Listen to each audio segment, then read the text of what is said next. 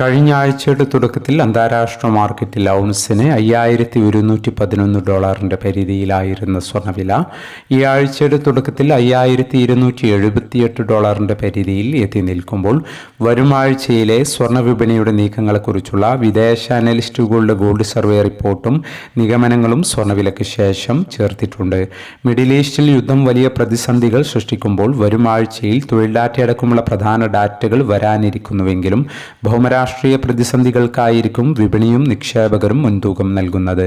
ഇപ്പോൾ തങ്കവില ഗ്രാമിന് 16,600 രൂപയിലാണ് എത്തി നിൽക്കുന്നത്. എല്ലാ വ്യൂവേഴ്സിൽ നിന്നും ഒരു ലൈക്ക് പ്രതീക്ഷിച്ചുകൊണ്ട് ഇപ്പോഴത്തെ സ്വർണ്ണവില നോക്കാം. ഇന്ന് വിലമാറ്റം ഇല്ല.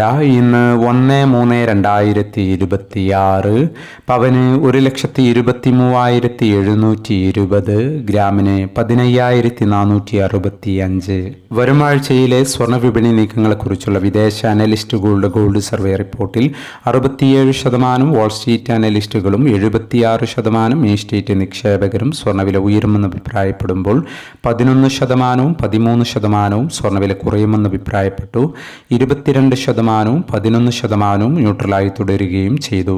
വന്നിട്ടുള്ള ഗോൾഡ് സർവേ റിപ്പോർട്ട് വിലയിരുത്തുമ്പോൾ 20 അനലിസ്റ്റ് സംഘങ്ങളിലെയും ഭൂരിപക്ഷം ആളുകൾ വരും ആഴ്ചയിൽ സ്വർണ്ണവില ഉയരുമെന്നാണ് അഭിപ്രായപ്പെടുന്നത്.